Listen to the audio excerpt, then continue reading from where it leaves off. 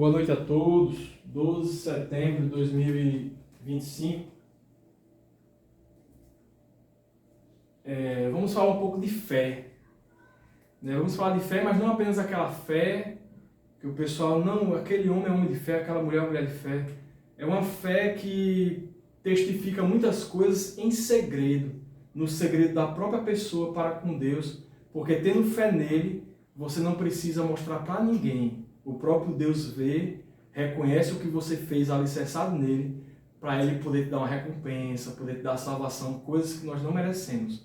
Mas sabemos que, como está em João capítulo 15, nós estamos alicerçados, nós estamos enxertados, ou sendo um ramo da videira verdadeira, que é o Senhor Jesus Cristo, nós estamos bem, nós estamos do lado correto, nós estamos agindo como devemos agir aqui na terra.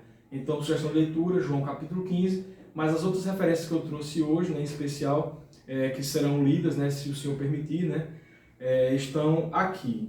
A primeira delas é Hebreus capítulo 11, versículos 1 a 6. Ora, a fé é a certeza daquilo que esperamos e a prova das coisas que não vemos, pois foi por meio dela que os antigos receberam um bom testemunho. Pela fé entendemos que o universo foi formado pela palavra de Deus, de modo que o que se vê não foi feito do que é visível.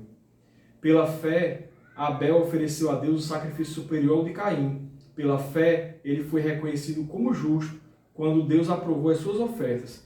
Embora esteja morto, pelo meio da fé ainda fala. Versículo 5. Pela fé, Enoque foi arrebatado, de modo que não experimentou a morte. Ele já não foi encontrado porque Deus o havia arrebatado, pois antes de ser arrebatado recebeu o testemunho de que tinha agradado a Deus. Sem fé é impossível agradar a Deus, pois quem dele se aproxima precisa crer que ele existe e que recompensa aqueles que o buscam. Em Romanos capítulo 5, versículos 1 a 5.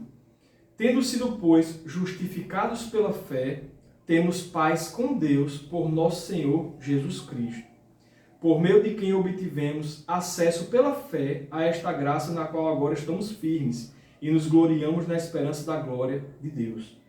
Não só isso, mas também nos gloriamos nas tribulações, porque sabemos que a tribulação produz perseverança, a perseverança um caráter aprovado, e o caráter aprovado, esperança. E a esperança não nos decepciona, porque Deus derramou seu amor em nossos corações por meio do Espírito Santo que Ele nos concedeu. Eu estou aqui trazendo algumas referências e após terminá-las, vou falar um pouco sobre esses textos que eu estou lendo. Tá bom? Quem puder aguardar, vamos adiante. Se Deus quiser, Demos graças a Deus Pai, em nome de Jesus, para que tudo corra bem e que cada um de nós possa sair edificado com a palavra de Deus. Em Tiago, capítulo 1, versículos 1 a 6. Tiago, servo de Deus e do Senhor Jesus Cristo, às 12 tribos dispersas entre as nações, saudações.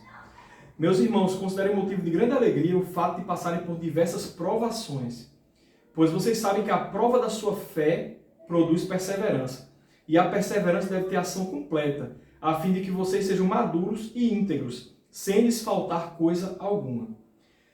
Se algum de vocês tem falta de sabedoria, peça a Deus, que a todos dá livremente de boa vontade, e lhe será concedida. Peça, porém, com fé, sem duvidar.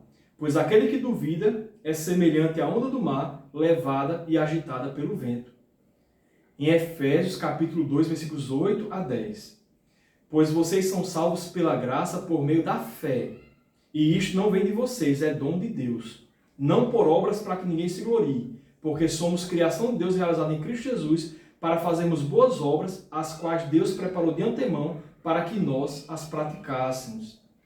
Quem desejar, pode ler João 15, como eu já falei, sobre a videira verdadeira, e que devemos fazer obras, gerando frutos, sendo um ramo da videira verdadeira.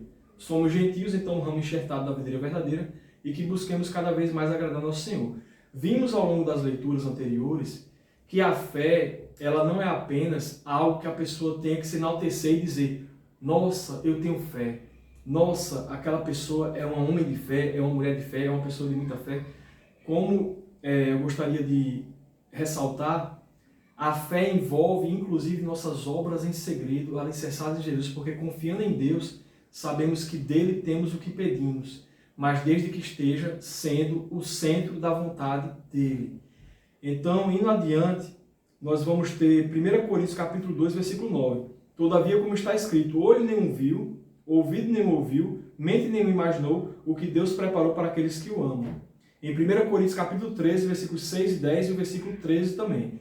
Dos versículos 6 a 10.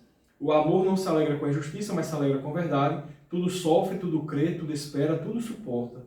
O amor nunca perece, mas as profecias desaparecerão, as línguas cessarão, o conhecimento passará. Pois em parte conhecemos e em parte profetizamos. Quando, porém, vier o que é perfeito, o que é imperfeito desaparecerá. Assim permanecem agora esses três, a fé, a esperança e o amor. O maior deles, porém, é o amor. Então, a palavra de Deus ela é completa, ela é poderosa. E quando se fala da fé, da esperança e do amor, e o maior deles ser o amor, é porque temos que ter fé alicerçada onde? No amor. A nossa esperança alicerçada em quem? No amor. Quem é o amor? Deus é o próprio amor. Deus também é justiça, Deus também é fogo consumidor. Né? Então sabemos que Deus ele é o Todo-Poderoso para julgar os povos, como também mandou o Filho dele, unigênito do Pai, para que seja advogado a nosso favor em relação aos erros e pecados que cometemos e cada vez mais buscamos nos diminuir para que Ele nos preencha, para que as nossas obras não sejam nossas, mas as próprias obras do Senhor Deus em nós. Então isso não envolve o enaltecimento próprio, mas sim a diminuição, a servidão ao Senhor, para que Ele venha nos usar como instrumentos para levarmos o Evangelho ao próximo, fazermos bondade para o próximo, amarmos a Deus sobre todas as coisas, que é o primeiro mandamento e o mais importante, e em seguida amar o próximo como a si mesmo. Então, alguém pode se perguntar, por que você está com essa roupa, né, quer aparecer? Bem, se está vestido assim, está levando alguém a saber o que esse simples eco está falando, glorificado seja Deus em nome de Jesus. A pessoa precisa se vestir assim? Não. Deus ele deseja um coração contrito, quebrantado. Ele quer uma pessoa que entende que é pecadora, que não merece, que a salvação é pela graça. Então, sabemos que a graça é o favor imerecido e que é mediante Jesus Cristo que nós vamos poder, né, pela fé, estar em uma cidade celestial onde não há choro, não há tristeza, não há ranger de dentes. Então, isso tudo é promessa de Deus para aqueles que o amam. Então, busquemos fazer parte do time, da equipe que ama o Senhor Jesus, a Igreja de Jesus. Vamos adiante. Então, em Efésios capítulo 3, versículo 20.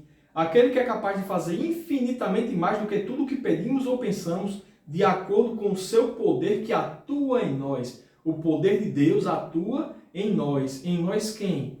As pessoas que são dele, que se diminuem para que ele venha a nos usar para que venhamos a frutificar as obras que ele deseja. Em Isaías capítulo 55, versículo 9, estamos agora no Antigo Testamento. Assim como os céus são mais altos do que a terra, também os meus caminhos são mais altos do que os seus caminhos, e os meus pensamentos mais altos do que os seus pensamentos. No Salmo 143, versículos 1 e 2. Ouve, Senhor, a minha oração, dá ouvidos à minha súplica, responde por tua fidelidade e por tua justiça.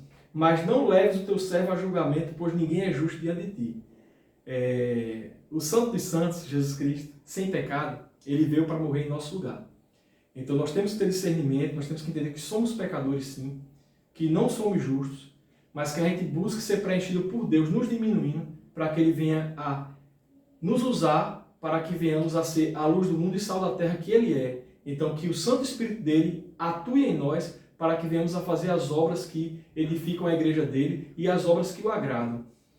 Em Marcos capítulo 9, versículos 22, a parte B, até o versículo 24, falamos isso anteriormente. Mas se podes fazer alguma coisa, tem compaixão de nós e ajuda-nos. Isso foi uma pessoa falando para Jesus, né? Que era o pai do menino que estava com muitos problemas, né? Isso está na leitura de Marcos capítulo 9. Né? E Jesus respondeu, se podes, disse Jesus, tudo é possível àquele que crê. Imediatamente o pai do menino exclamou, creio, ajuda-me a vencer a minha incredulidade. O que é que nós vemos aqui com essas mensagens que eu gostaria de trazer? É que observemos que Jesus ele se esvaziou, mesmo sendo Filho de Deus, para nos ensinar o caminho, a verdade e a vida. Então, quando observamos que Jesus fala, a fé te salvou, a sua fé te curou, a sua fé te salvou. Nós observamos que Jesus poderia dizer, o meu poder te curou, o meu poder te salvou, o poder de Deus que está em mim, eu também sou Deus, eu sou Deus Filho. Mas Jesus, ele na hora que agia com aquelas pessoas, ele queria justamente essa ligação, essa reconciliação, né, essa união com a pessoa para que ela venha a se comunicar com Deus, a se relacionar com Deus. Então observemos que Jesus interagia e dizia, a sua fé te curou, a sua fé te salvou. Por meio da fé vocês podem frutificar os bons frutos. Então, a mensagem de hoje, né, é essa. Não importa só a pessoa dizer, eu oro com fé. Não, a pessoa tem que viver uma vida de fé. O que é viver uma vida de fé? É frutificar boas obras, independente do que os outros pensam, independente do que os outros possam falar de você, mas que você saiba que é pela fé que você faz as coisas pensando no nosso Senhor Jesus, no nosso Senhor Deus. Então, Jesus abençoe todos, fiquem com Deus.